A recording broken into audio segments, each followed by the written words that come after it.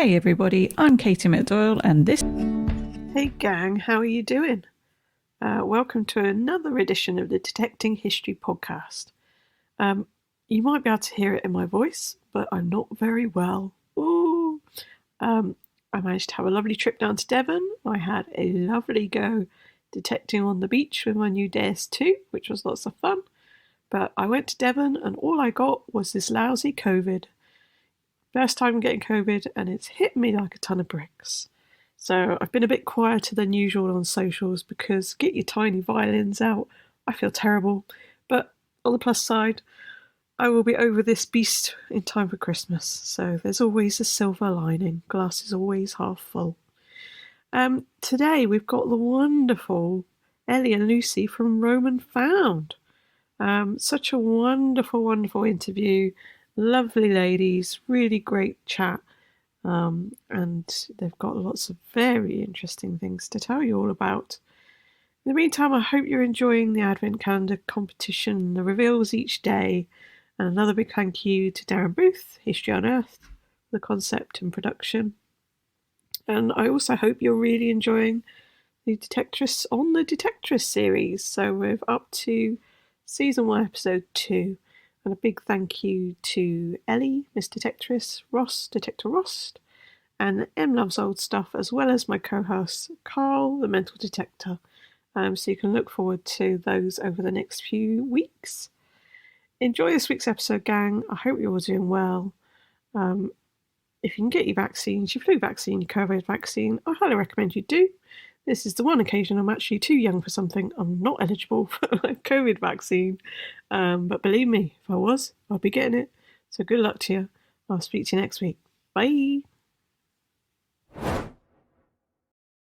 Welcome everybody to the Detecting History podcast, and I'm so excited today. We have got the lovely Ellie and Lucie from Rome and Found. Good morning. How are you doing, ladies? Good morning, Katie. How are you? Yeah, thanks for having us on. I'm so good, thank you. So excited to finally get you on. You are a sensation. I was doing my usual social stalking, so I'm going to spit some facts at you now. Get ready for this. So on Instagram, you've got over 69,000 followers. I think you started your Instagram around September 2021. YouTube, you've got 2.9 thousand subscribers and over 238,000 views. TikTok, again, 60,000 followers. 909,000 likes. That's simply wonderful. Then, of course, you've got your amazing website. Everybody can find you at www.romeandfound.com. How do you feel about all those facts? It sounds pretty good when you say it like that, doesn't it? Doesn't sound too shabby. It doesn't sound too shabby. And I'm a personal fan of yours. I love watching your videos because, one, they're always so relaxing to watch, and two, just the way you explain everything and how you're going about your detecting and what you find and the surface finds, and you describe the eras and what it would have meant to the people. Absolutely love it. So I hope people, if they don't know you already, go and seek you out. But I wanted to ask you, and you're my first duo as well. Yeah, I wanted to ask you, first of all, whereabouts in the UK are you both based? So we're based in Lincolnshire, and that's where we both were born here. Yeah, originally. And then Lucy had a small siesta over in New Zealand. Yeah, so I grew up in New Zealand, so I've lived out there for at least 20 years. Yep. And have ended up back here somehow, back to the home county. Yeah, definitely. And then we live and dig here. This is our permission here. So Lincolnshire is mostly where most of our content was found when we're not off gallivanting on group digs. Yes. Various rallies across the country. Yes, lovely. Yes, Lucy, I was going to ask you about your accent. Yeah, it throws people off. Yeah, it always does. No one can ever place it. Well, that's it. Yeah, sometimes, especially folks that aren't from the UK or from abroad, they will be like, where's that from? I often get accused of being, well, not accused. I often get confused with being Irish. But I grew up I was born in Bedford, but I grew up down in the West Country, so I've got a bit of a twang sometimes. I can go into pirate speak, and people think I'm Irish. I know that well. I went to uni in Plymouth, so I know that twang very well. Oh, there you go. You know that twang. But my dad actually is Irish, so sometimes that can sneak in. Yeah, I think that influences there for sure. Like For me, everyone seems to think I'm Australian. Yeah, that's just because we don't learn the difference in the twangs, probably, isn't it? I've just started watching. I'm well into my reality TV shows, and I've just started. I was watching Married at First Sight, Australia, then UK, but now the Kiwi version has come on as well. So I hope to refine my knowledge of accents. It's so funny because the Australians do reality TV really well. And then New Zealand does like the cheap and cheerful version. It's like the best way to describe it. I look forward to looking at the difference. Yeah, you're not wrong there. MasterChef Australia, they go all in on MasterChef Australia. It's so much different and more hardcore to the UK version. I really notice a difference there. It's probably one of my favourites, actually, the Australian MasterChef. There is a New Zealand version as well. Is that one also cheap and cheerful? Yes. Yeah. That's also the budget version. I like it. Brilliant. So you're up there. And how long have you both been metal detecting or history hunting for, would you say now?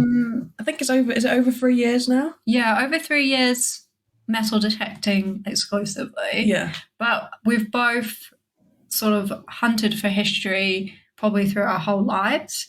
And it's sort of manifested now in metal detecting. Yeah, definitely. Yeah, both when we look into our childhoods, we both were digging from a very early age. Yes, digging. Digging and exploring. Yeah, where we lived in Bedford, there was fossils everywhere. So I was always just fascinated when, we'd be doing the little garden plot that we had there with vegetables. And I'd be like, oh, what's this? And at the time, because I'm a child of the 80s, I think we had one encyclopedia in the house and that was it, no internet. So it was like, that's as much as you're going to learn about that item for now. And so now, for me, getting back into history, I did geography in the end through my education, so I'm learning on the fly now. So it's so great to be able to just explore and find things, and actually be able to fully research everything now. It's great, isn't it? Oh, it is great. Yeah, there's so much out there if you know where to look. It's just it is really good what you can find out. It is, and we shall get to that later. I'll be probing you to see what you use in terms of your digital resources. So you've been exclusively metal detecting for a couple of years, say 3 years now. But how did that happen? How did you actually get into metal detecting? What made you make that leap?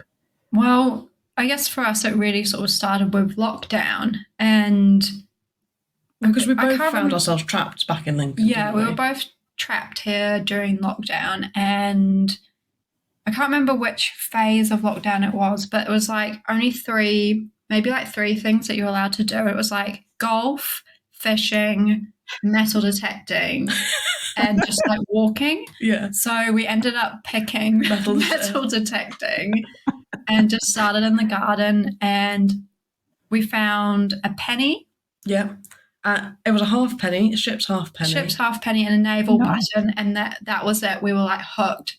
And just like loads of probably like trash and so much trash. We had a horrific first group dig. Toy cars. Yeah, toy cars. But that was it. We were just like obsessed just from the first day. Yeah, that's it. When you get your first thing, be it a toy car or a coin, whatever it is, you just are like, oh wow, and then you just hooked, aren't you? It's the same for me. So when you had your first detector, what was that for both of you? Did you have one between the two of you, or did you have one each? Well, we still only have one between the two of us. we first started with the Minelab Vanquish 340 because so I went on all the Facebook groups. I think I'm probably in every single metal detecting Facebook group that exists on Facebook. And I remember asking what was a good starter machine, and out of the comments, this was the one that came out the highest. So I took the plunge. Yes. Yeah, it's a good machine, isn't it? Because it's so good, but also it's not like super duper expensive, is it? It's quite achievable. It's really easy to use. It's a switch on and go machine, and that's exactly what you want. And we've definitely we've found some of our best finds with that machine, so we can't oh no, we can't speak a bad word about it. Can't speak a bad word about that machine. We still got it. It's our trusty little backup. I think we used it for about a year. And then we upgraded to the Knox 800. Yeah. Which I think is quite a good it's a good transition. A good transition because it's similar tones, numbers, obviously more complex, but it's a good I think, a good way to go, rather than going to a completely different brand when you're kind of used to that setup. And I think if we'd gone in with the Knox straight away, I think we might have been put off by the complexity behind it, because it was a steep learning curve when we switched to it. Oh, yeah. There's so many little tweaks you can do, and like I know people get really nerdy about it, and they have their favourite settings and like share settings online. But like, I mean, we fine-tuned ours very slowly over like a good year. But I think definitely starting like the Vanquish is a great model. Yeah, absolutely. I've heard great things about it. And then, that's really key what you say. You don't want to leap too far, and it becomes muscle memory, doesn't it, with your machine? When you're really in tune with your machine, you're like, and then to have that jolt, if you change so massively, suddenly two different brand, it would put you off.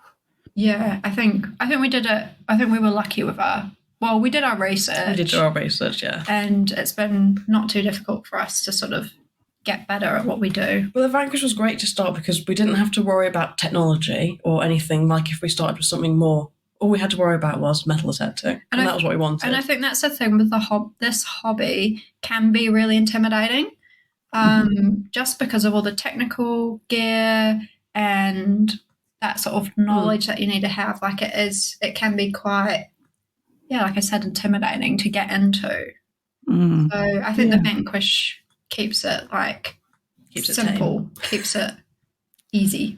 And it was only the 340. We didn't have Bluetooth. We didn't have any of the fancy mod cons. It was only the 340. Actually, in saying that, one thing I was really happy about with the Knox was actually having the Bluetooth for headphones, because I drop my machine all the time, and I was getting my head yanked to the floor. We went through 2 pairs of headphones. I've broken quite a few pairs of headphones from that.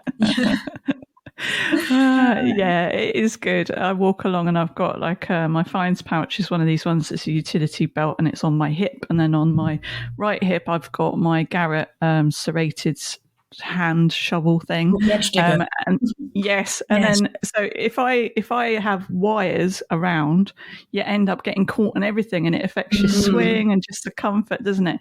And when we're doing something so physical for so many hours, the last thing you need is something that's like constantly pulling on your neck and stuff. So if you can get the Bluetooth headphones, we'd always recommend it. And it is important that the Knox is also waterproof, because the poor little Vanquish is not waterproof. Oh, no. And I remember we had to buy a really expensive weather cover so that we could take it out in the rain. And even then, if it rained too hard, it was like, shelter the Vanquish! Don't let it get wet!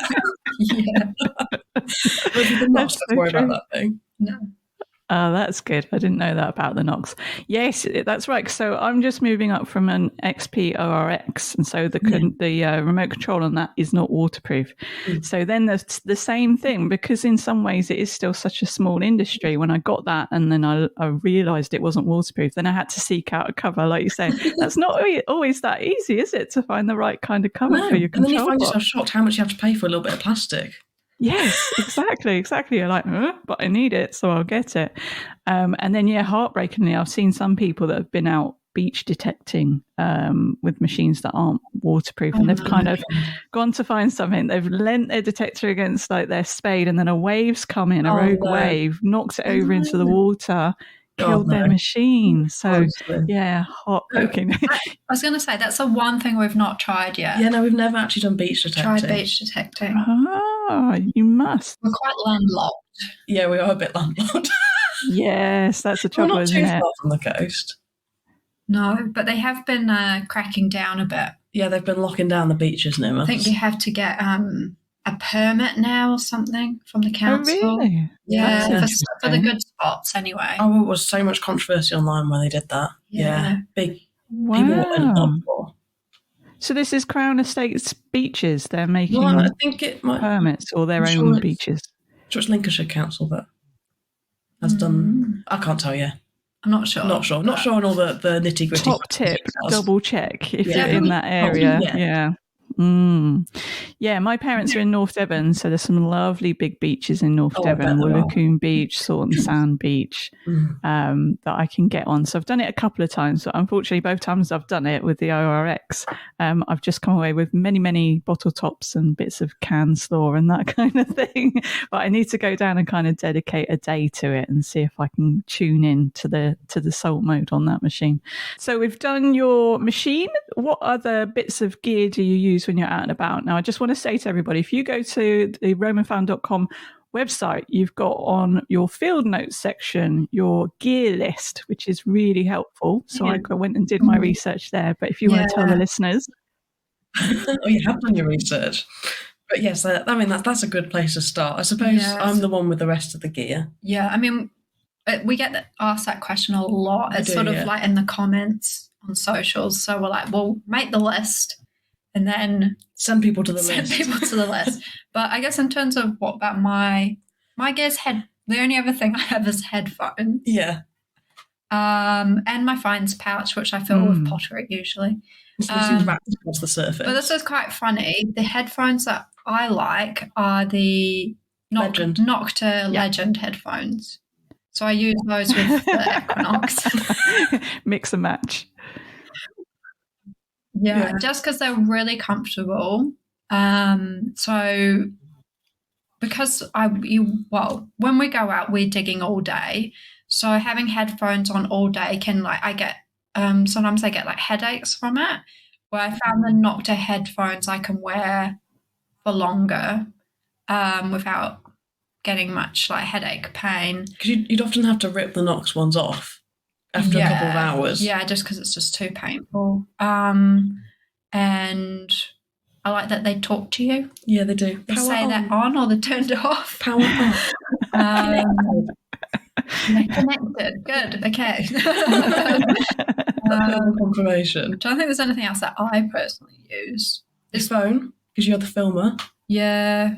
Phone. Battery pack to keep everything charged. There's nothing worse than getting a dead battery out in the field. And then my fines pouch, which is the searcher one, which I keep all those little bits in. And then I'm normally bogged down with all the rest of the gear. Digging pack horse that follows Lucy around. The digging caddy. The digging caddy, as Lucy likes to refer me to.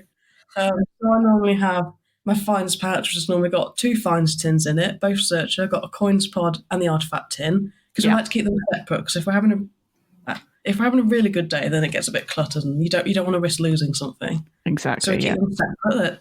They're made for separate things for a reason, so we have both.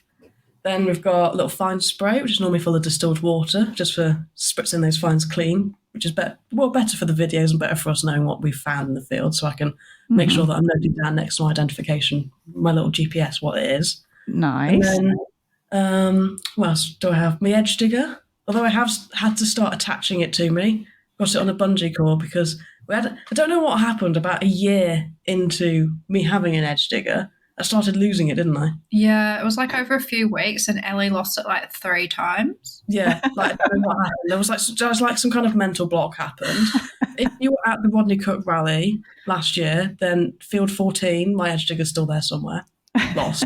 It'll probably just be churned. A few months ago now, we found one of our edge diggers that had been like ploughed up. Oh, wow. Yeah, I lost one last year, and then we went back in the same field again for the first time this year, and about lunchtime. And I've managed to find it. You got a bit sounded like a Roman, didn't it? It wasn't as good a signal as you thought it was. It was a really iffy signal, and I thought it was like a grot or something, and it was Ellie's edge digger. So that was quite at least we got that back. They're not the cheapest of tool to go losing. No, so now they're all attached to Ellie to try and prevent that happening again. I locked the edge digger. I'm quite and your pinpointer. Yeah, I got the MI4 pinpointer.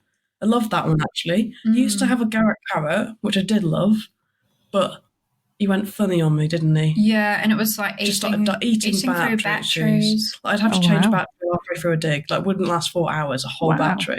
Mm-hmm. Those big batteries aren't cheap either. No. Whereas the MI4 is rechargeable, it's brilliant. Yeah, so we sort of tried well, it's like it's the same with like changing machines. It's sort of similar with like changing pinpointer brand. Yeah. And you were a bit hesitant to start with. I didn't want to stray from Garrett. The Garrett carrot. The Garrett carrot. But now you really love that one. Well, the MI4 had good recommendations, so I took the plunge on that one. It is brilliant. I would even say it's possibly more sensitive than the Garrett carrot, you know. It's really good.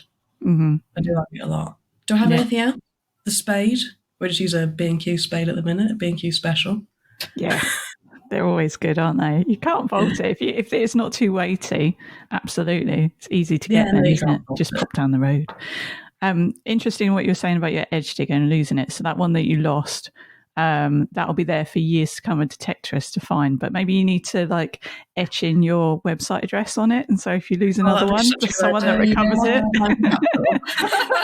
Like 200 years' time, they'll look it up and go, oh my goodness, what is this? 100%, yes, we should. And I like what you said there about your spray bottle and distilled water. That's really important, isn't it? That you use, if you can, distilled water rather than just tap water. It's the best one to use. Yeah, it's better on your fines. Tap water's got lots of minerals in it that you're not aware of, and it varies from county to county. And sometimes even chemicals. Sometimes even chemicals, yeah, depending on where it's coming from. So distilled water is always the safest. I mean, I know the fine's been in the ground for like probably hundreds of years. You don't know what it's been for, what nasty chemicals the farmer sprayed on it. But at least I know from when it's been in our care, it's only had distilled water on it. There you go. That's it. You've always done the best for your fines. Brilliant. Okay, so we've run through your gear now. So the next question is about whether you're members of any clubs or groups that you might like to promote, or do you just tend to go on your own permission and then go out to the digging festivals that come about? Yeah, that's pretty much our setup. So we have our own permission and do the big rallies. No, we don't have a local club. No, I think the local club's very small and niche and hard to get into, from what I've heard of it. So no, we just forge our own way, really. Yeah, fantastic. We're Team LP, and they look after us very well. LP metal detecting. But yeah, we normally just go to the big rallies and have a good laugh and see everybody there. Yeah. Excellent. Good. Team LP, hearing great things about Team LP, and especially in terms of pushing forward female detectorists as well and telling their stories. A few people from Team LP have been on the podcast already.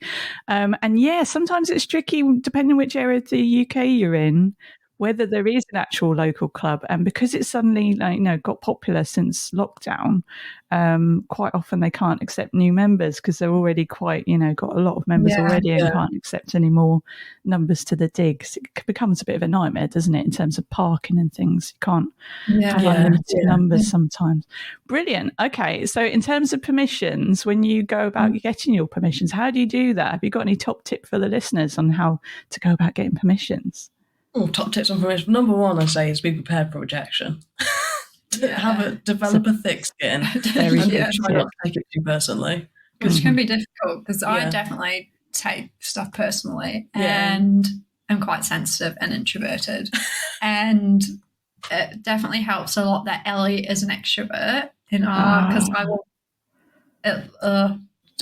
stuff like that just kills me. Yeah, I know. Well, it is difficult. Our permission... we got through a family contact, but it did take us a good 6 months to lock down. There's a bit of red tape we had to get through. I'd say most of our, because we've got like smaller permissions as well, and most of those are from family and friends, or it's sort of expanded from permissions that we have. So whether it helps to have an inside line, I think. So our main permission is an estate, so we have tenant farmers on there. And the tenant farmers do not just farm that estate. So we've worked our way in with the farmers, a bit of a bottle of Christmas, some chocolate here and there, a nice Christmas card. It goes a long way. And a lot of them appreciate that we're always very upfront. We ask them what fields we can go on and et cetera, et cetera. Although I did once call a farmer's crop a weed by accident. I was like, is this crop or is it just a weed? And he was like, I know the rapeseed's not doing very well at the minute, Ellie. But it's doesn't quite deserve to be called a weed. Oops. Ellie loves to annoy them. Yeah, I do love to annoy. We'll give them a phone call and they're like, hello. What's going on? Where can we get on? we're in the village. But no, so one of the farmers has now let us on a little bit of their home farm area. So I think once you get something, it's important to work. Yeah, just to develop your relationships. But I mean, we didn't really, once we got our first sort of main permission, we didn't really start expanding on that for like 2 years, really. Yeah. So it's only in the last year that we've sort of expanded our network a bit more but it's taken that time to develop those relationships with people. And as well, we just talk to everyone we see because we've got public footpaths that go through some of the land. So we often see people are always curious. People from the village or the neighbouring village, and they always want to know what we found or just have a chat. So we're quite like open and just chat to everyone that we see. And I think even that kind of helps to establish you in the in the landscape, and sort of people get used to you being there. So it's sort of, I don't know. You never know who you're talking to. Yeah, exactly. Yeah. You never know who might go, oh, well, I've got a piece of land that you come and detect my paddock. Yeah. If you show the enthusiasm and you show the willing, then you're coming from the right place. People appreciate that. Yeah, I think it's just like that being open with people.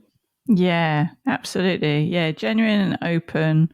And like you say, if you see someone coming along, I always sort of wave, and then you can sort of tell if they want to talk to you or not, and like put everything down and go and talk to them. Yeah. And then often people my dogs anyway. Yeah, that's like, I'm like, Lucy, that dog spotted us. He's coming for us. And then the only we're like, Barney, come back. Barney. I'm so sorry. And then you just start talking to them. But then, quite often they'll go, oh, I lost a ring one time. And then I'll be like, oh, do you want me to come and have a look for you? That's a good one. That is a good one, that one, yeah. We've actually been asked to look for a ring. We've been asked to look for lost jewellery in a house. That was an interesting one, yeah. And that was actually, it just doesn't work. No. There's so much metal in the house. So much metal in the house. It's just like everything's beeping, everything's... Yeah. And that was the pinpointer. Yeah, they'd lost a pair of sapphire earrings in a huge walk-in wardrobe. Yeah. And there was just like... Wow. It was like, it was like, there's like metal in the floor, there's metal in the walls. It was like, it's just... Yeah, there's no way, is there? You've got the wiring and floorboards and nails and everything, yeah. It's going to that's the only time that we've been asked to assist in a retrieval. Our services are available if anyone would like to. Yeah. We love a quirky dog. I've said that before when I've put a little ad in the local village magazine. That's what I've put in bold, like free jewellery finding service or free something service. Have you ever had anything back from that? Tends to help. Yeah, there was a lady that lost a gold earring in a graveyard actually, and so that was difficult because obviously it's a graveyard in the church, but the reverend at the time gave us permission, all the rest of it, so found that. And then my farmer on my permission, actually, this is a funny one, he'd got out of his car and then lost his car key or his Range Rover key. And so he was like, it's in this field somewhere. He'd gone to check like the water for the sheep and the water meter and all this kind of stuff.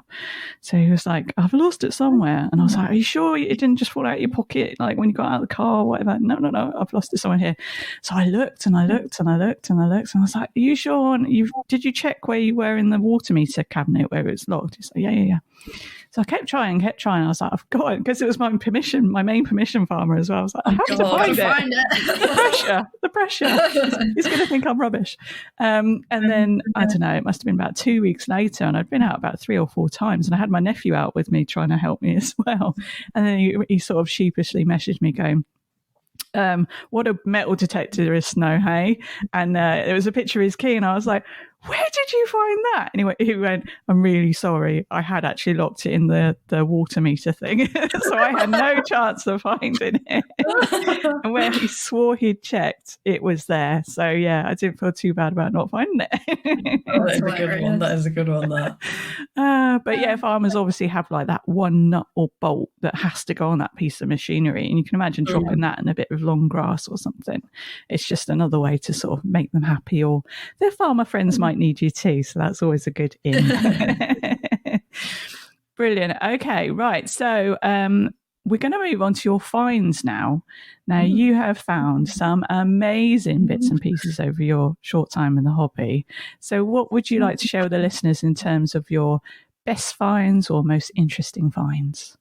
Ooh, okay. We have been like really lucky. We have been lucky, yeah. Well, I mean, we found gold. People always think that that's our best find. Then we found that about 8 months into the hobby, 9 months. It was just under a year, I think. Yeah. And that was with the Vanquish. Brilliant. There you go. Brilliant little machine, that one. So it was a gold Henry VII Angel. So it's a massive hammered coin, for those who don't know.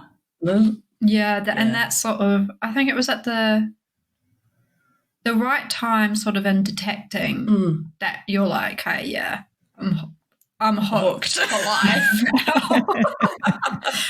But then at the same time, you're like, are you ever going to like top that? You know, it's sort of like, what else is out there? And since then we haven't found gold since. No, we haven't actually. But the things that we have found have still blown us away and amazed us. So definitely. It still shows that, you know, you don't always have to find gold to have to enjoy the hobby. It's a rare treat when it does happen. Oh, yeah. And then, I mean, we've had an incredible find this year. We've finally ticked off Bronze Age off our bucket list with a beautiful Bronze Age flat axe. It's probably one of the oldest to actually find. And that blew us away. We both knew what it was immediately. And we were both mistaking it. Had to have, it was like a sit down moment. Do you ever find something and it's like a sit down moment? Yes. Moment. And I think for that, just being like this is literally probably the oldest thing we've ever found and touched. And it's just like... Yeah, that was incredible. That was truly... Yeah, and the first person to touch it in all those years. The person that put it there, you're the first people to touch it again. That's amazing, isn't it, that link? Yeah, but I don't know if like anyone else has these experiences as well. I feel like with our best finds, there's always sort of like a bit of a strange story or coincidence that goes with them, and which kind of makes them even more special. And I feel like our first one was probably with the gold. With the gold, yeah. There was a double rainbow involved. So it would have been like it would have been one of the, winter digging is trauma. It was one of the most traumatic winter digs of our short digging career. We've been rained on. It was like that constant rain that drenches you. But like we were stubbornly still going out, and it was that time that gets dark really early. And we'd had an all right day. We'd found like a really nice buckle. A really nice buckle, but which was probably the find of note. And then we decided, let's head out via this big field. Via this field, which we hadn't been in that day. But a few weeks earlier, the first time we ever went in there, I turned to Ellie and said, "This is the field that we're going to find gold in." Yeah. And I'd never said that out loud about any other field. Just when we first went there, I was like, Ellie, this is where we're going to find gold. And we didn't that day or the day after. Or even the following visit. And then we decided to walk through this field. On our way out. And then there's this amazing double rainbow. And we turned to each other and we laughed. I was like, is there going to be like gold at the end of the rainbow? Let's like follow it. And I know, because it actually ended in the opposite side of the field that we were in. And it was like, we'd be foolish not to go over there. So we just like followed to the end and there was nothing. And then we turned back to go to the gate. Deflated, like, oh, that's it. We've been rained on. We found a buckle. Like, it was getting to dusk. There was no gold at the end of the rainbow. So like, let's go home. And then I got a signal. I was like a really solid 19. I was just like, it was literally on this, like it was a one deep, like on the surface basically. And I was like, Ellie, you got to dig this one before we leave. Like literally last signal. I would say we were only like 3 meters out from the gate. Yeah. And I was like, I think that day we'd been quite creative with like filming and stuff. And I was like, oh, let's dig it because I really want to get this like one last shot of you just getting like a really good, just like in the grass, ASMR-y, stayed in the, digging through grass and dirt because I was like, so I'd set up for this shot. And I was like, okay. And then Ellie could like hear it with the pinpointer through the grass, so we knew it was really shallow. She dug this little plug and then flipped it over, and then like the sound that she made was literally like, I knew straight away that it was gold, because it was literally like Ellie's soul had like left her body. And I've never heard her make that sound in my life ever. I was like, is it gold, Ellie? And she was like, you got to look in the hole. I was like, what was going on? So I had stopped filming.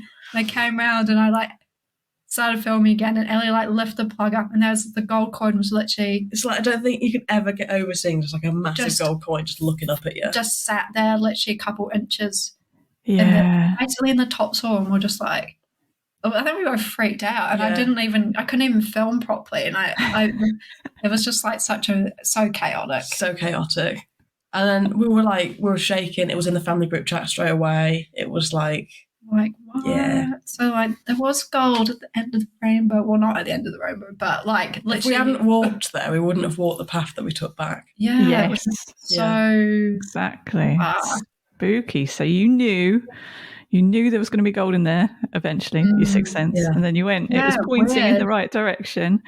And then, so we've had a few people that have had to just sit there, like they literally couldn't move after they found gold. But after you got over the initial shock, were there gold dances? No, we didn't do a gold dance. We didn't. I'm gutted. And that's like, I only regret there's not to do the gold dance. Regret that we didn't do the gold dance. But we were literally like couldn't speak. We were just like paralysed. Couldn't. Yeah, it was just like numb. Complete shock. Yeah, because it was just so perfect. They're so beautiful. And just sitting there in the hole, it's just like this doesn't even happen. You know, like it did feel very surreal. So surreal. Yeah, and then just sort of like. Just, you know, like wet and just like sitting there, just like bedraggled. Bedraggled with 8 hours traipsing around the permission. Clutching this gold coin. We didn't even want to touch it. We didn't really know what to do because we hadn't found gold before, so we didn't really know like what we should do. Yeah. That's really good. But like, eventually we pulled it out of the hole and had a look at it. Yeah. And then we tried to do a little photo shoot in the gloom. It was dark, so it was, But then, it's weird. I feel like the best finds always have like a weird little story like that. And it sort of, I don't know, it makes them more special, I feel. It adds to them. Yeah. It does. Adds to the mystery, doesn't it? And the angel was the gold coin after the noble, wasn't it? Because I was doing a bit on gold noble the other day, so I learned about the angel. And then I said, I want to find an angel now. That sounds better than a noble. And now you've told me about an angel. So I think everything's pointing in the direction that I'm going to find. You'll find one the next time out now. Put it into the universe. That'll be my spooky circumstance. I've manifested it. Brilliant. So that's your gold find. And then have you got any other favourite finds? Like you're saying, it's not always about the gold, is it, or the silver? No. It might be an artefact. Well, your favourite's always going to be the ski. Yeah, a little Saxon ski, which we also found with the Vanquish. Yeah, it's just a good machine, that one. Yeah. And it's such a tiny little coin, but I just love the designs on them. They're so sort of prehistoric looking. Yeah. There's nothing much else like a skeet, I don't think. No. And that's the one thing that's on my mind all the time. It's like, I love another skeet. We've only ever found one. You get something that we call skeet fever. When we're in the right field, Lucy gets skeet fever. She just like won't stop. She's like, let's find another skeet. Like going over the same patch. There's got to be more there. Usually that's what everyone says. Where there's one, there's more. So I don't know where they are though. Those are hiding from me. Yeah, they are. I mean, I suppose one of my favourites would be, was it this year or maybe end of last year, we found a Roman crossbow brooch, which is like a really beautiful. But we found it in 2 halves. So we found the top bit first. Oh yeah, so it had unfortunately been hit by the plough. Yeah, so it was sort of like a clean. It was a clean break. Straight down the middle, basically. So we found the top bit first. It's got its distinctive onion nodules, and they're really distinctive, and it's such a obscure brooch, which was particularly from that particular era. And then we found it, and we were already blown away because, like Roman brooch, it was like, wow. And then we dug a few more holes, found another weird bit. But between this time, we'd put it in our Discord, the Roman Found Discord, and one of our friends had sent us a picture of a whole one. And we looked at the picture, And we were looked at like, each other, and I was like, the other bits in the finds tin. We've got found the other half. And We then we found literally like joined them together, and it was like, oh, like this moment of like It we've was. completed the brooch. And it's because it's quite funny because the catch plate foot is quite distinctive. It's like this little flat, funny little foot that and it's got decoration on it as well. Yeah, but we're like, it's the picture. Like that's the bit that was missing. And yeah, I think it's quite, as a detectorist, it is quite rewarding. Even if something is broken, but to find the missing piece is sort of like, you're having a really good day when you can like complete an artifact. And it was also like that moment of realization, that scramble for the finds tin. Yeah. To like special. clutch out the missing piece. And just, it was so cool. So yeah, and we have done that before with a find as well. Where we found the two halves of it, and once you put it together, then you're like, oh, that's what it is. Or and that was with a medieval lead plague cross. Yeah. I really did find that one. Yeah. And one that would have been discarded if we hadn't realised that the two pieces went together. Yeah, absolutely. You'd have been like, oh, random. Yeah, one part was the cross bit. Top. And then the other bit was kind of like the base of it. Mm-hmm. So you could have really quite easily thought like the base was just like a bit of lead. Scrap lead with like a little mark on it. Yeah. And then just go chuck that in the scrap bag. Yeah. But Ellie literally, most lead Ellie keeps. Yeah. I haven't got rid of any lead since we started digging. Until she's decided that it's nothing. Because once, the first ever meeting we had with our flow, we went and I took everything. And she went through the lead and she was like, oh, this is a strange piece. It could be part of a pilgrim's ampulla. This is a lead token. And I was like, all these artifacts hiding in all this trash. So since then, I've just never got rid of any of it until we know that it's a nothing. It's just going to remain in a little box. That's it. And it's quite small as well. And that was like, another time of just. And there's such a... when you're having a really good day when you've just found these two little pieces. It's like a proper Indiana Jones or Goonies moment, isn't it? I can imagine seeing the two pieces going together. Like, like you say. That's quite... I think that's sometimes more exciting than finding something that's perfect, like a coin or whatever. It's like... Artifacts, I think, sometimes are... Sometimes they have more meaning, don't they? More and there's a little bit more behind them. Yeah.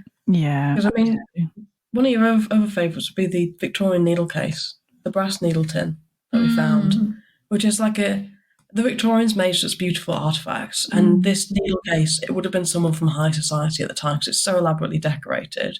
It's quite a distinguished brand. I believe there are collectors out there for this type of thing. There are people Maybe if it hasn't been in the ground. There are people that collect them and they're worth quite a bit of money. Yeah. Like if you're into, that type of thing. Niche. And I was quite surprised to see them selling for like hundreds, even thousands. These needle cases, and like some of them are amazing, like butterflies and like elephants. I've seen elephant ones, but ours is like it's a little bit plainer than a little less elaborate than an elephant or a butterfly needle case. But it's got the most beautiful tale of women's history behind it because it's called the Helena, and it's one that was made after Princess Helena, which was Victoria's daughter, I believe.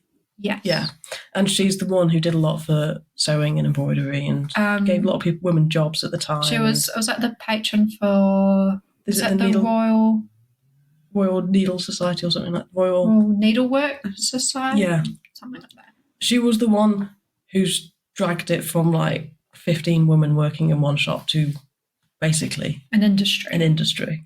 Brilliant. Yeah, so this needle case sort of talks about what's based on her and her history. So it's just like sometimes even finds that sometimes, people wouldn't class as ancient history or even medieval and still have so much like poignant history behind them. In society at that time. Yeah, I love finding sort of like the livery buttons where sometimes you can see the writing on the back, so you can see the makers and be something indecipherable, but then you can see Covent Garden, and I'm like, great, now I've got something to research and work on. That's the thing. Like, I think if you love research, like the more modern finds are sometimes like you can just go into like deep dive rabbit holes of like where this thing was manufactured, maybe like what shop it's sold in, like you Who can bought it? literally go to town just because there's so much more on the internet that you can look into or document about it. Absolutely. I live near a airfield that was used in World War II, and I recently found an Australian Air Force or Army Air Force cap badge, and I was like, Australia. Oh, wow. So then I looked on the records from the airfield that was used in World War II, and there was only one squadron there at that time. So then I was able to narrow it down to about 20 people that cap badge could have belonged to, and it was so amazing just to go down that journey. And then I found a picture of them when they were there, and then I was like, I'm looking at the someone would have. That is insane. Someone would have. It's amazing, isn't it? I think that's one of the most rewarding things when you're able to connect that deep down. Yeah. And I think like we've found a few cap badges as well, but I think the regiments have been quite like big ones, so not as specific as like an Australian one, because that's only going to be like a small. That's so cool. Group. But, they are, I think, some of the coolest things to find. Like I think they also have quite amazing designs on them. Some of them. Oh yeah, I always think, how did they manage to do that back then? Because obviously they didn't have the tooling we had, and then if you go far back, obviously they only had natural daylight, and it's just how did they manage to create some of these things? Yeah, I know. I think that's the amazing thing about finding objects, isn't it? It's like wondering how they were made, the craftsmanship, and the craftsmanship that sometimes we don't see today anymore. Absolutely. I think the only artifact I've managed to piece together is like a Red Bull can or something. I find the bottom half. I wish they'd been able to do that as well. There's plenty of them. I mean, even I get excited. I'm like, you get excited when we find like a 70s can. Is there a date on it, or like what? Like, can we place it somewhere in time? No, it's fun, isn't it? It is actually, when you say that, when you find the cans with the old tops, the old tops where it was the ring pull that you actually had to really pull away. And then very rarely I find those old ring pulls that were really hard. I remember as a kid trying to open cans, and they were really hard to do. And I used to always cut my little fingers and stuff on those ones. They were dangerous. Hence the reason they probably changed it around. But yeah, you find those, don't you? And you're like, 1970s Fanta or something like that.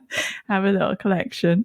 I even quite like the vintage, just like vintage branding. Yeah. Like, it's quite fun.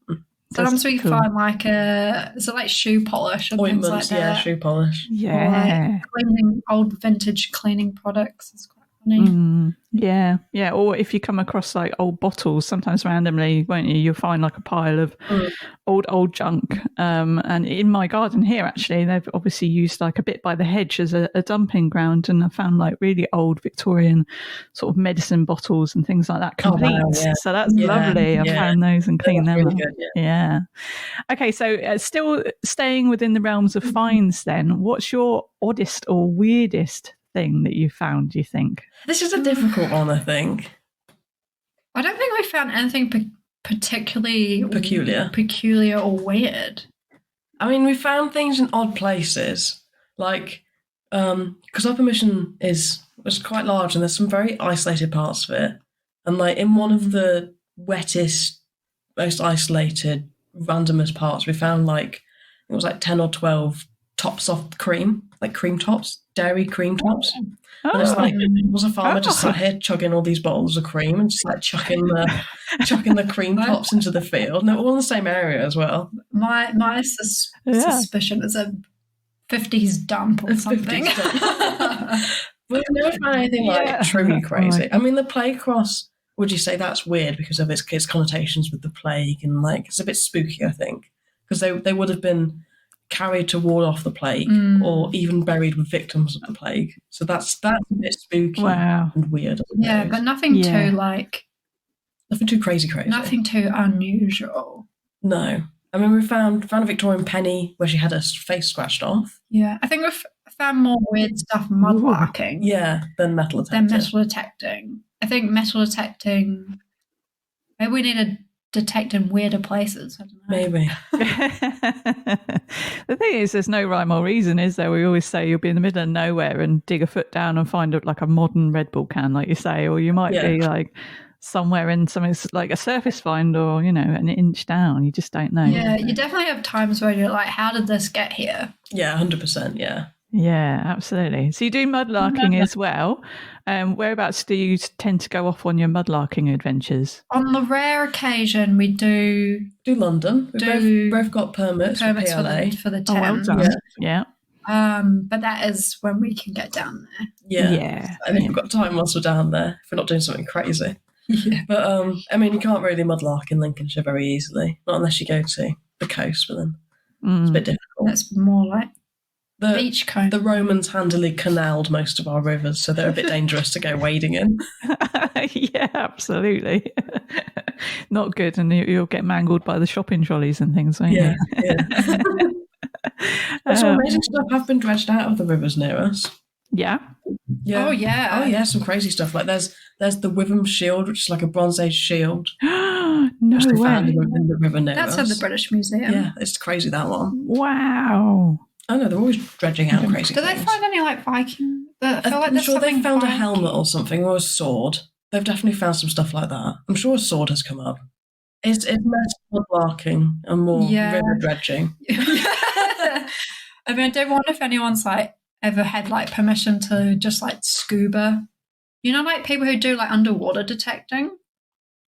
I don't know if you could. I mean, some people do that. Do that in the rivers in like America. There's like detectorists that do that, but I don't know like how fun that would be in the Witham.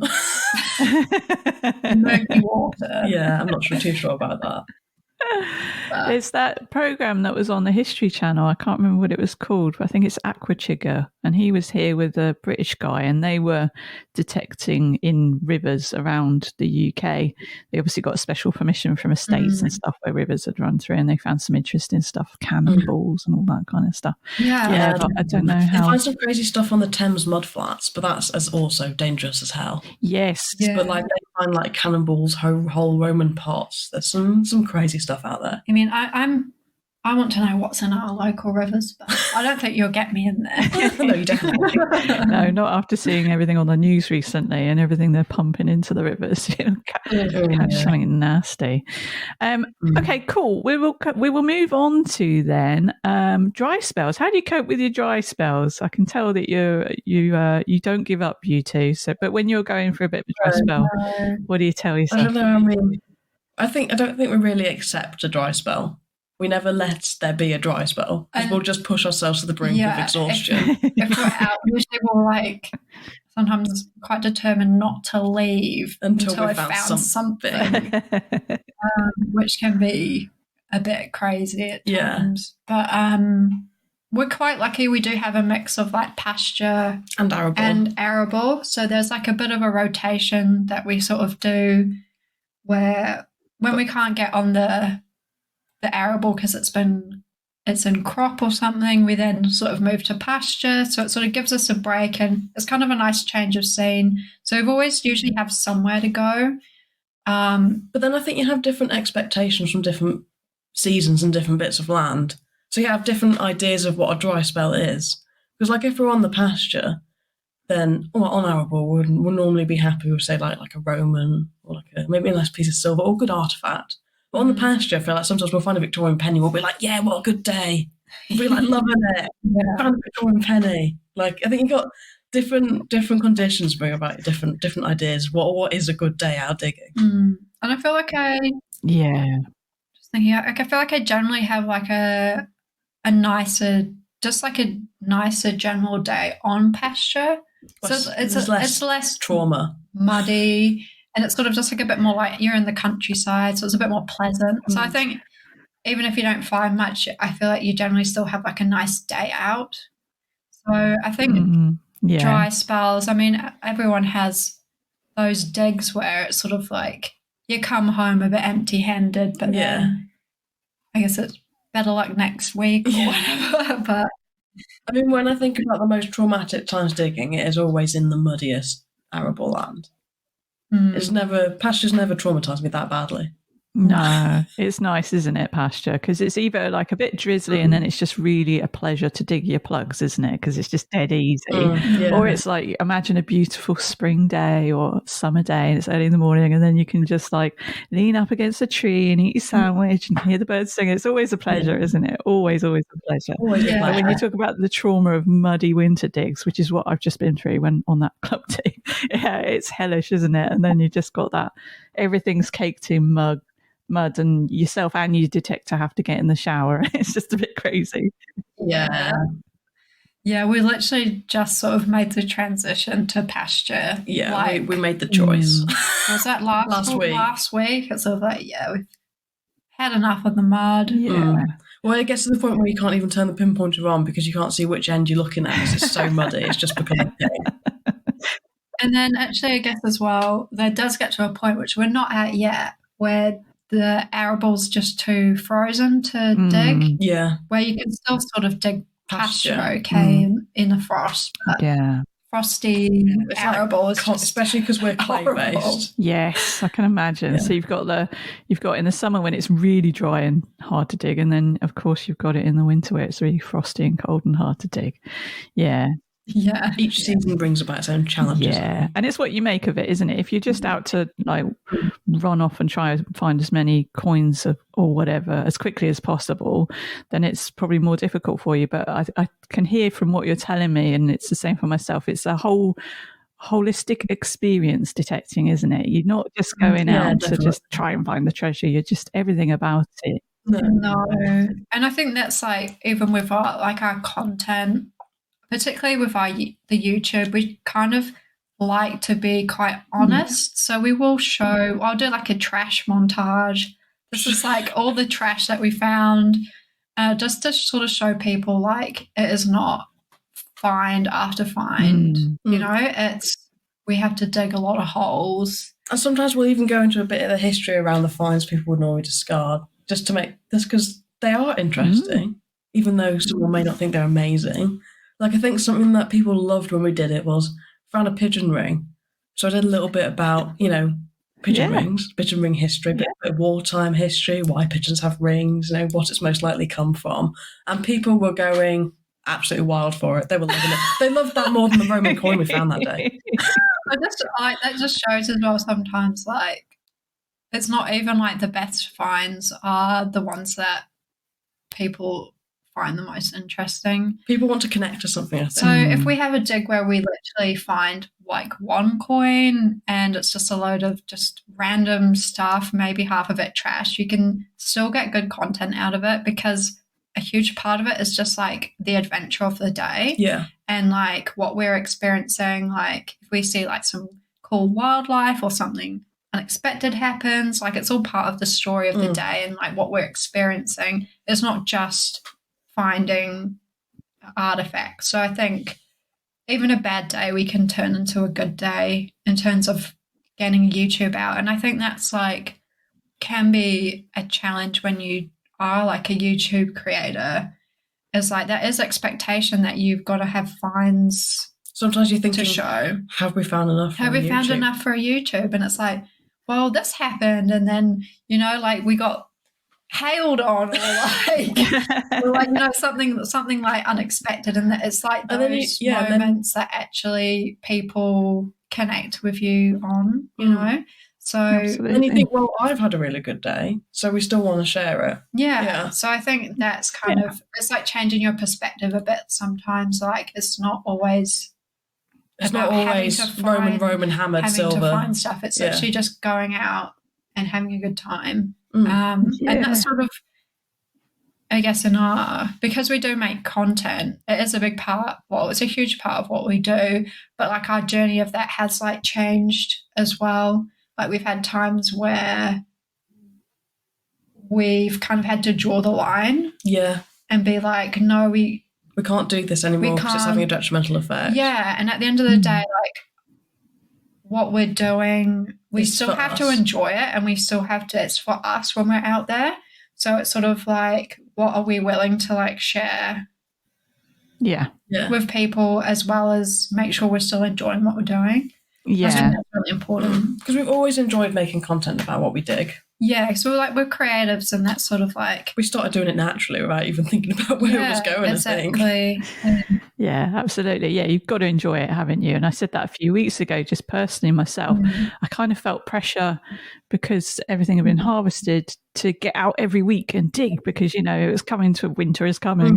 And then I was like, hang on a minute, why am I doing this to myself? The stuff is still going to be there. And so if I've had a bit of a dodgy weekend where I'm not feeling great, I choose to stay in and I'll catch up on my YouTube videos. So I'll be watching you and Dig a Dawn and all people like that. And I'll be going back through. I've got a box full of like things that aren't trash. They're things, but I haven't really investigated them too much. So I have fun. My box of things. So I'll have fun going through that, or, you know, cleaning up some finds I haven't got to really cleaning up yet. So yeah, it's about enjoying it.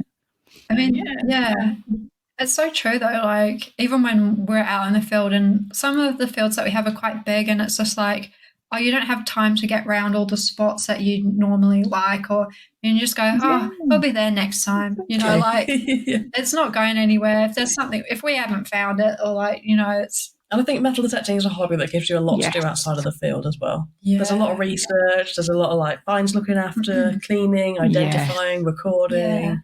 And then curating your little cabinets. Yeah, but I think it's important not to be hard on yourself. And I know what you mean about the pressure of like feeling like you have to like get out if it's like been harvested or something. It's just like some of the windows are small, but like sometimes you just have to prioritize yourself. And if it's, you know, if you're not feeling up to going out, you don't have to go out. Like, and that's something we're doing more as well, is like having days where we do, you know, stay at home and we don't go out, and we sorting through our content or editing, or you know that side of it, which is if it's, you know, if it's horrific weather, like we don't, you know, have to go out.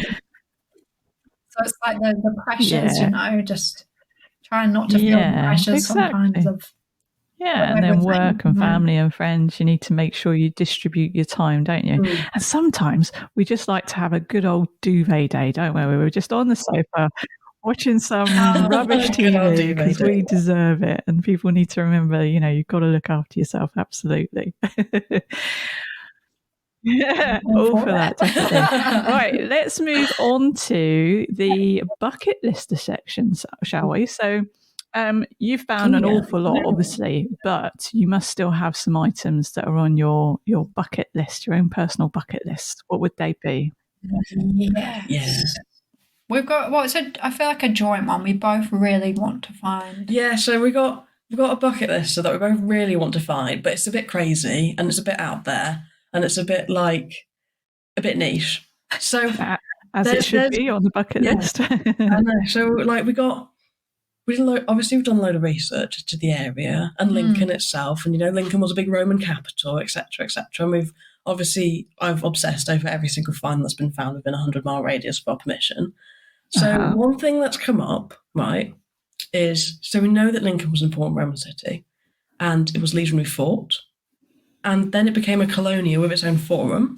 So naturally, in this own forum, it would have had statues. Yeah. And they have found bases for these statues, but no statues. And it was founded, when was it? I think it was founded at the time that Domitian was in power. Yeah. And when cities like this are founded, it's normally the emperor who was in power at the time that would have had a statue dedicated to them in there. Yeah. And throughout, since like the 60s, even the 1800s, bits of statue fragments have been cropping up all over Lincolnshire. Oh. Like they found a bit of an eagle's wing, they found a bit of a horse's leg, found a finger, bronze finger, they found a bit of a horse's face, and there's lots of like research and conjecture that this is all coming from one statue. One grand statue of Domitian, larger than life, like you would have, like they have seen in Rome. Yeah. Larger than life statue of Domitian holding the eagle on top of a horse, astride, like a grand statue. Yeah. So anyway, basically, we've been doing a bit of strategy, and we want to find his head. We want to find Domitian's head. Yeah, we want to find his head.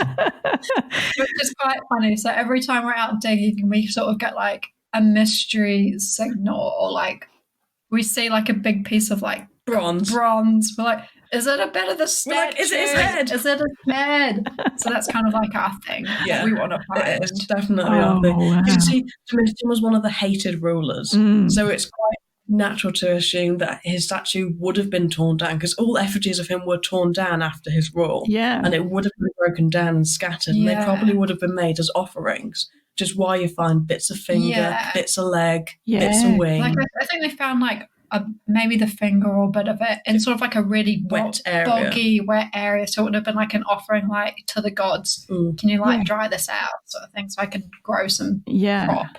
Yeah. And I'm sure a lot of it was recycled as well, maybe turned into other artifacts. But I feel like his head would have been the best offering of all. It's a big statue. Yeah. Maybe hope. I mean, it'd be the dream to find a bit of it. Oh, so that's our slightly unrealistic. That's our bucket list. unrealistic bucket list. And then I guess a little more normal things. A little more back to humanity.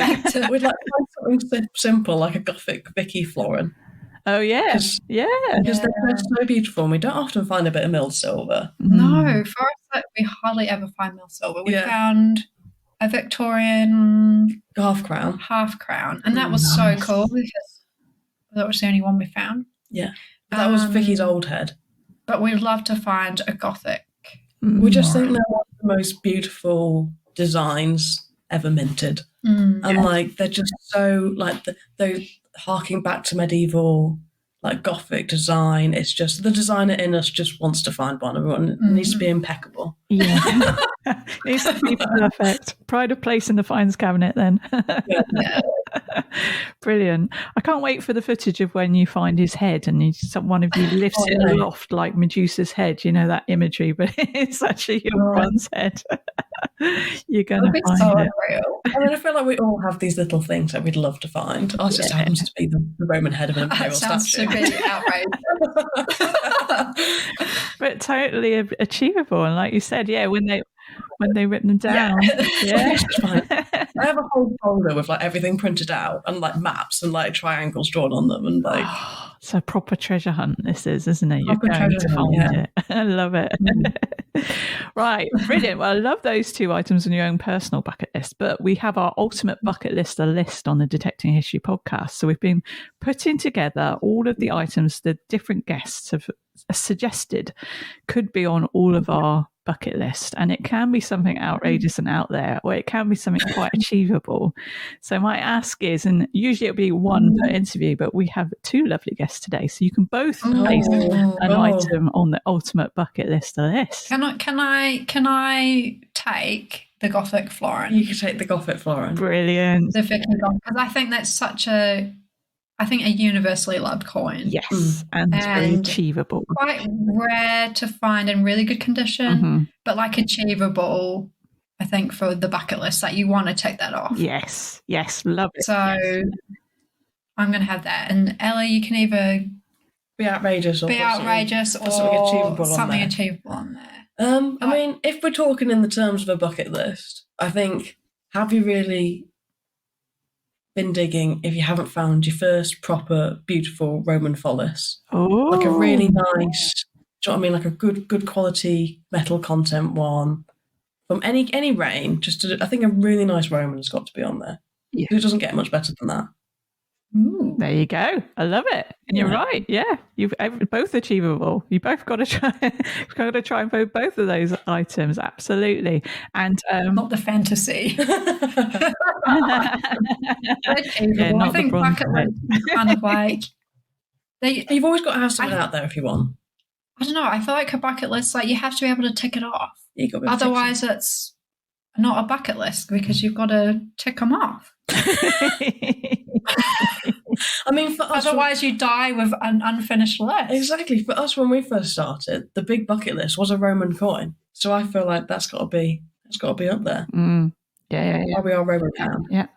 And exactly, and you are Roman found, yeah. Brilliant, excellent. We'll place those two items on the list. Thank you very much. We're coming to the end of our main section, so just have a couple of questions for you. Do you have any other hobbies that you get up to, or are you completely consumed with metal detecting, and history? No. I mean, we both have another hobby that we share. Oh, yeah. which is We Lego. don't do it together, though. No, we do it separately. We have our own separate interests within this hobby.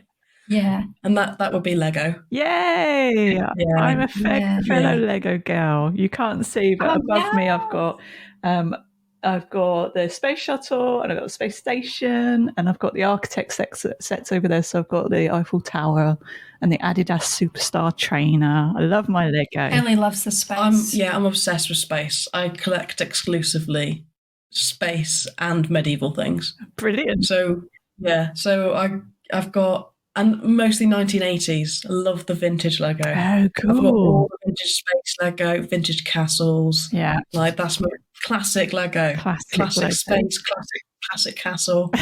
That's yeah.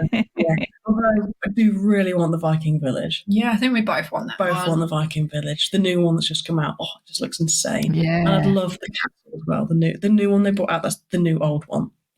There you go. Really want it. That's your Lego bucket list. That's my Lego. The Lego bucket list is endless. Well, the Colosseum. Yeah, Colosseum. Oh, brilliant. So you're both Lego fans. Excellent. Yes, I've got a build queue. I've got X-01 and I've got the Moonlander. So I really shouldn't spend until I've done those two. Oh, the Moonlander's a good one. Yeah. I've got the Moonlander. That one's retiring soon, so I grabbed it while I could because I didn't want to miss out. Yeah, you got to. Brilliant. Okay, thank you. Yeah, I love Lego because it's very mindful and peaceful, isn't it? When you start a new set, I really like it. And I had a big operation at the beginning of the year, and one of my things was just to be able to sit out of bed. That was an achievement. And so that's when I was doing, what was I doing at the time? The space shuttle, I think. And I just set myself a task of being able to sit there out of bed and do one of the bags a day. And it just sort of got me through that time. So, yeah, highly recommend Lego for people. I feel like both these hobbies are really mindful. Yeah, we like a mindful hobby. Yeah, it's important, isn't it? Because modern life can be rubbish, as they say. So it's nice to have something to take us away from it all. Listeners' questions. So the one question that always comes up for all of our guests is favourite music. So favourite artist or favourite band, which you both like to listen to. Well, I've got a bit of a deep love for the 80s. So I love like Cher, Whitney Houston, the Queens, like a bit of 80s classic rock too. The Queen. Yeah, the Queens of the era. Bit of 80s classic rock too. But I mean, recently I've just been listening to Cher's new Christmas album on repeat. Brilliant. She's done it once again, like when she redid the ABBA album, which did Mamma Mia. I could even peg for that being better than ABBA's own original versions. I love Cher. She's amazing. I just love when she randomly tweets and it's all caps, but everyone listens because the Queen is talking and she always has something good to say. Yeah, exactly. Just an icon. I don't know what's my favourite. I'm less you of go through phases. I go through phases. You do go through. We both love Greta Van Fleet. That was a recent phase for you. That was sort of like glam rock vibes. Always like a bit of glam rock. Like a bit of glam rock, yeah. Like T-Rex. Brilliant. But I don't know. Yeah, I go through phases. Like I'll literally listen to like a type of music till it's dead. Till I'm done with it, and then I'll pick something out. The music rotation. So I went through a disco phase. Yeah. 80s synth, 80s synth pop phase. There's another Queen we both like, Kylie. Oh yeah, Kylie. Her disco album was a sensation. She's so sensation back now as well, isn't she? It's lovely to see her being so awesome again. Her. Yeah. Well, I'm a big vinyl lover, so I've got a huge collection. So there's I've got lots of bits from the 80s, a couple of modern bits, but Imagine Dragons, got all of their albums. Like, that's a shared family love. Everybody in the family loves them. I've seen them many times. Brilliant. So you're both massive Kylie fans, Cher fans, glam rock, disco. So I will have a lot to choose from because when I post about your episode coming out, I enjoy choosing the music that goes along with the social. Oh, brilliant. Yeah. Brilliant. So when you see that, you'll see my little nod to you because it will be one of your favourites. Brilliant. So anything else you would like to promote? Any shout outs? Well, for the shout outs, I think the YouTube channel, we've been putting loads of effort into that recently. We're working really hard on our videos and trying to get all of that content in there. Yeah. I think that's the main one. Really excitedly, we've just brought out a new t-shirt, a new Roman fan t-shirt. Oh yeah, new colourway. New colourway of that. Yeah, that's something we're doing, is sort of trying to make like little... We're trying to make little products quirky around, things, like little create things around what we're doing. Yeah. So it pays homage back to like your 70s retro golden age of metal detecting. Yeah, because we're both designers, so that's our day job. So we're sort of trying to, make Roman Found as creative as possible. That was one of my questions, actually. I referred to the field notes and the gear list earlier on. Did one of you do the illustrations for that, where you drew all of them? We both do illustration. Yeah, you never know, but usually it's Ellie. Yeah, churning out those illustrations. Well, you're both very talented. It was very good. I enjoyed that. Yeah. And I guess maybe one more thing to plug would be our newsletter. Yeah, our new newsletter. Just revamped it. Revamped the newsletter. And that's good fun. So we do that every week, where we share like a history fact. We may sometimes do like a find of the week. So it's a little preview of maybe something we found that week, and share articles and just stuff that interests us. So that's something we're very dedicated to. Yeah, we are dedicated to the newsletter. Lovely. And do people just go to your website and then they can sign up to the newsletter there? I think there's a link in our bio, and if on our social media as well. It's got everything there. Perfect. All the links. Yeah. Highly recommend people go and do that. Well, Ellie, Lucy, it's been an absolute honour and a privilege to have you on. Thank you so much. It's been so lovely to get to know you, and I hope that I'll come around the loop again, season 2 next year at some point. Woo-hoo! I can invite you on again, and we can hear about all the other amazing things you would have found in another year's time. So thank you. Love to. Fingers crossed. Everybody go and check out Roman Found. Take care, you two, and I'll speak to you soon. Bye.